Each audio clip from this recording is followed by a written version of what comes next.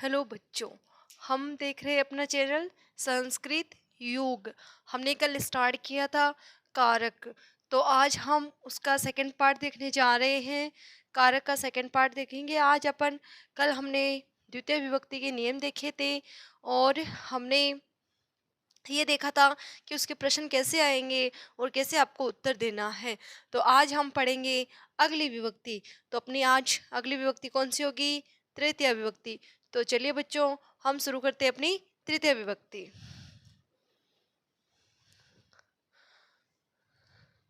तो देखिए, आप तृतीय विभक्ति को देखिए। तृतीय विभक्ति, तृतीय विभक्ति।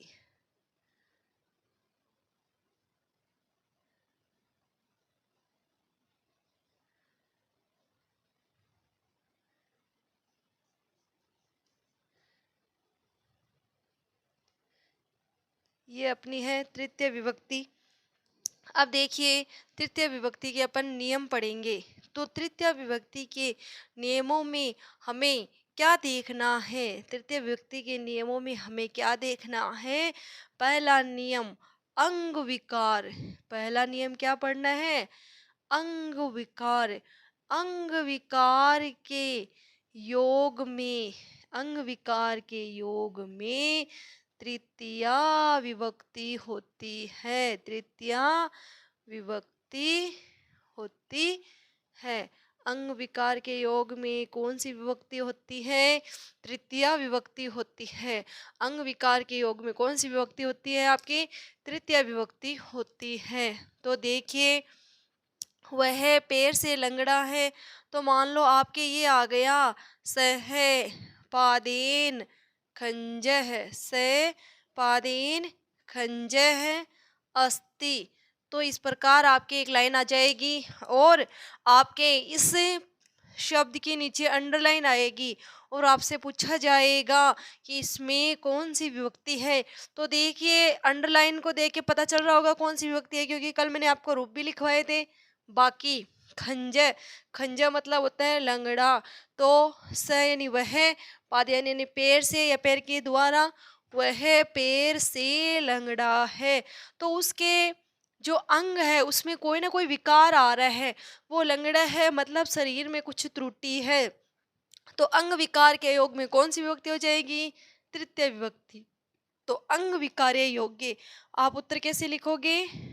अंग विकारे, अंग विकारे योग्य तृतीय विभक्ति। तृतीय विभक्ति। अंग विकारे योग्य तृतीय विभक्ति। तो पहला नियम आपको अच्छे से याद हो गया होगा कि अंग विकार के योग में कौन सी विभक्ति होती है? तृतीय विभक्ति। अंग विकार के योग में कौन सी विभक्ति होती है? तृतीय विभक्ति होती है। अगला नियम पढ़ते हैं, दूसरा नियम। दूसरा नियम देखो, सह साकम सार्धम समम। देखो, सह साकम सार्धम, सार्धम, सह साकम सार्धम समम। सह साकम सार्धम समम। सह साकम सार्धम समम। चार नाम है ये। देखो, सह साकम सार्धम समम। इनके योग में भी कौन सी विभक्ति होती है? तृतीय विभक्ति होती है। इनके योग में भी कौन सी विभक्ति होती है? तृतीय विभक्ति होती है। तो इसके जरिए आने वाले प्रश्न को भी अपन हल कर लेते हैं। जैसे आपके आ गया रामेण सह सीता गच्छति। रामेण सह सीता गच्छति। तो इसके नीचे आपके अंडरलाइन आएगी और ये पूछा जाएगा कि रेखांकित पदे विभक्ति तत्कारणम लिखत, यानी विभक्ति लिखनी है और हमें कारण भी बताना है। तो सह, ये देखिए जो हमने रूल लिखा था उसमें से यहाँ क्या आ गया? स आ गया। तो सह के योग में विभक्ति कौन सी हो गई? तृतीय विभक्ति। तो आप कैसे लिखोगे? सह योगे, सह योगे तृतीया विभक्ति। सहयोगे तृतीया विभक्ति, सहयोगे तृतीया विभक्ति। तो समझ में आया होगा कि सह के योग में कौन सी विभक्ति हो जाएगी, तृतीय विभक्ति हो जाएगी। तो पहला नियम, अंग विकार के योग में कौन सी विभक्ति होती है, तृतीय विभक्ति होती है। सह साकम सार्धम समम के योग में कौन सी होती है, तृतीय विभक्ति होती है। अब देखिए किसी, तीसरा नियम, किसी किसी चिन्ह, किसी चिन्ह से किसी की, किसी चिन्ह से किसी की, किसी चिन्ह से किसी चिन्ह से किसी की पहचान, पहचान हो। तो किसी चिन्ह से किसी की पहचान हो तो उसमें भी कौन सी विभक्ति होती है, तृतीय विभक्ति। किसी चिन्ह से किसी की पहचान हो तो उसमें भी कौन सी होती है, तृतीय विभक्ति। जैसे देखिए कि बालक है, वो अपनी यूनिफॉर्म के कारण पहचाना जाता है कि वो एक विद्यार्थी है, या वो पुस्तकों के द्वारा पहचाना जाता है कि वो एक विद्यार्थी है। तो पुस्तकों के द्वारा हमें वो क्या लगता है, विद्यार्थी।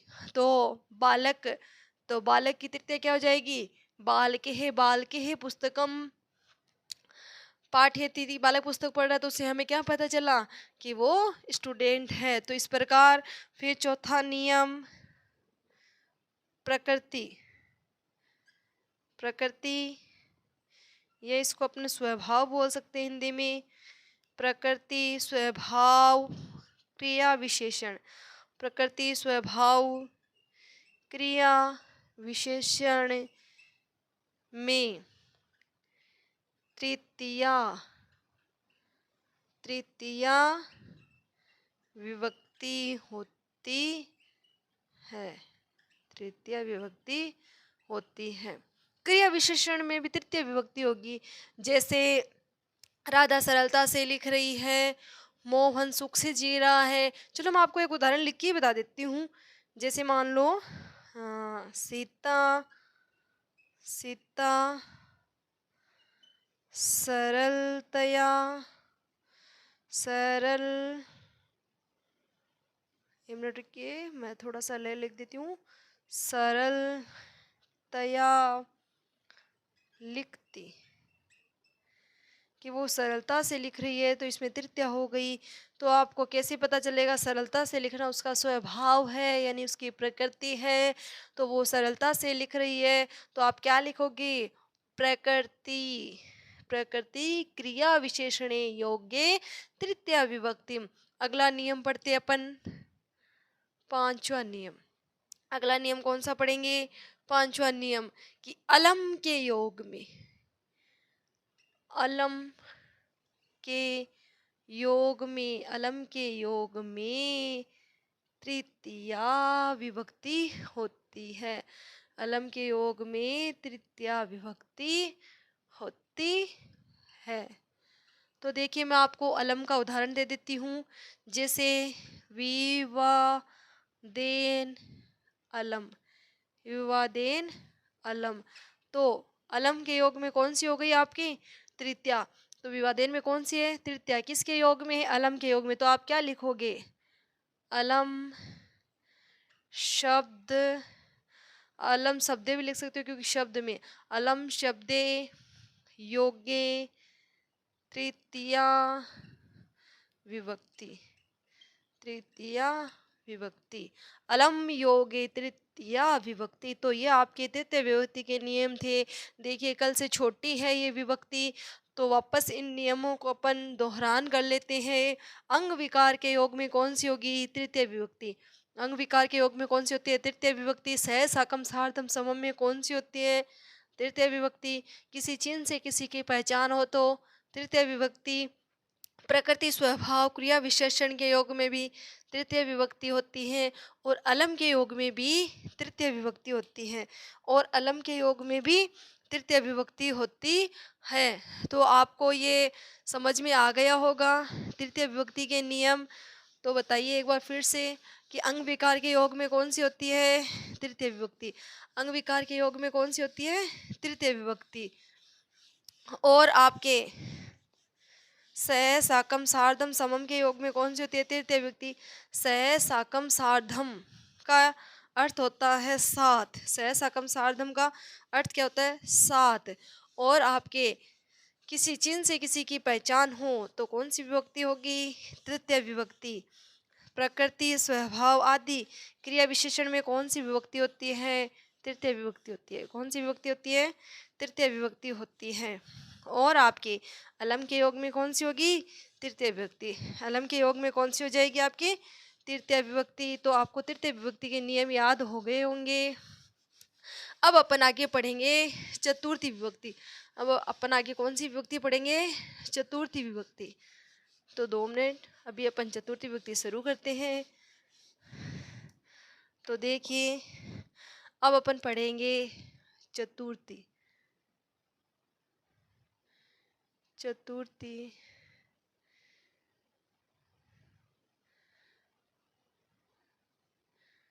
विभक्ति कौन सी पढ़ेंगे अपन, चतुर्थी विभक्ति।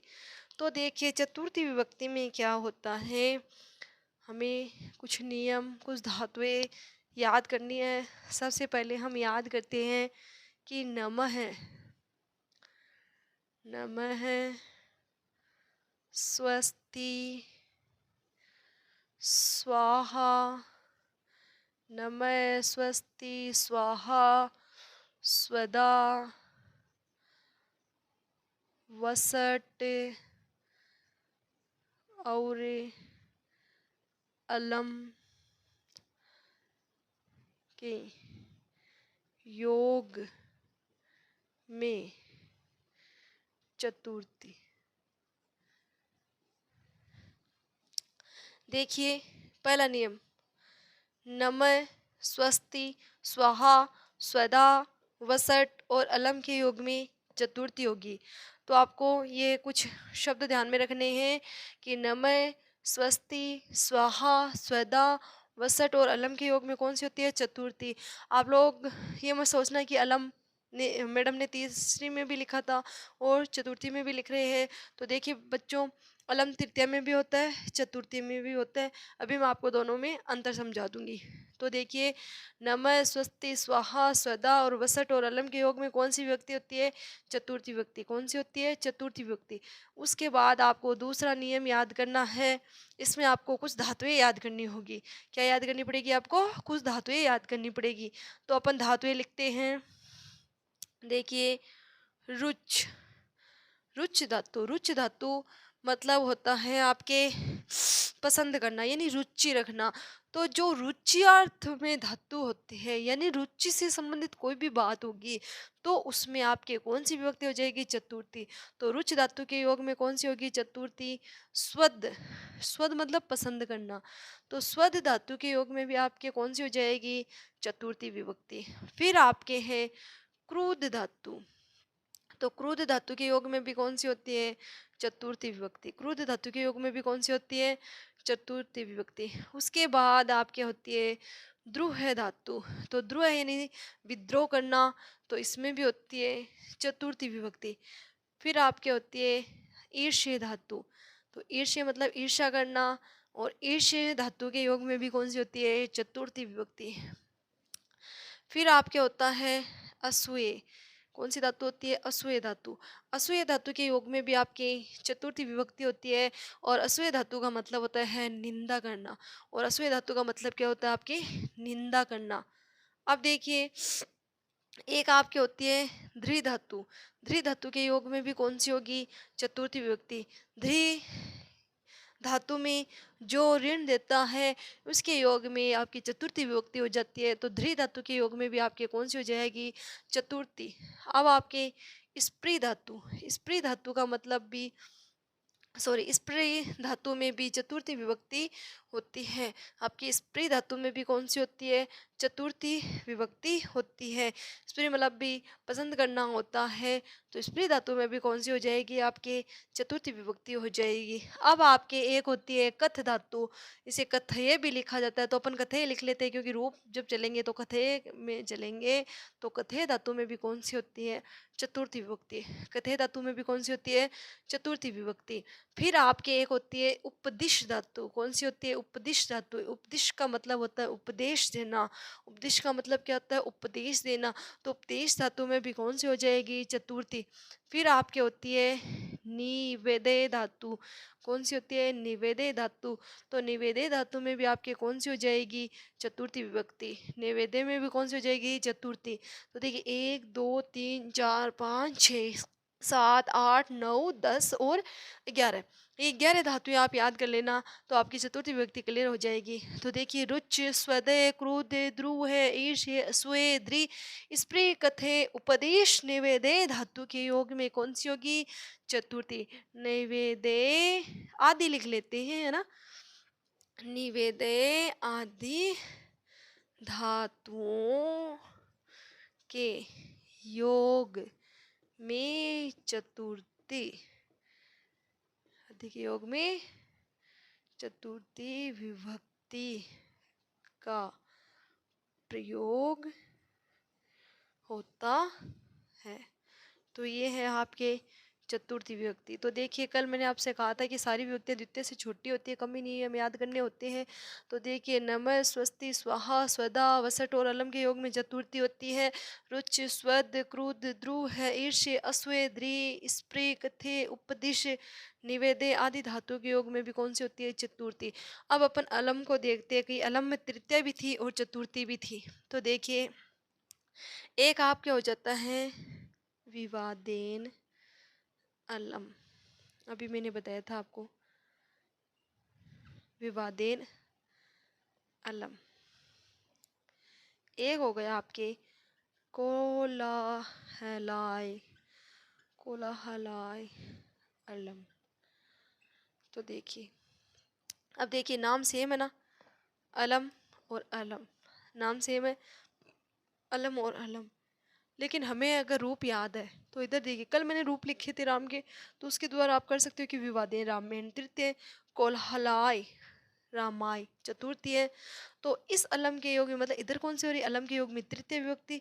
हम यहाँ क्या लिख देंगे कि अलम के योग में चतुर्थी विभक्ति। तो इस प्रकार आपकी ये चतुर्थी हो गई। जैसे अपन नमक का उदाहरण ले लेते हैं, गुरवे, गुरवे नमः, ये लाइन आ गई। तो आप बता पाओगे ना कि नमक के योग में कौन सी विभक्ति हो गई है?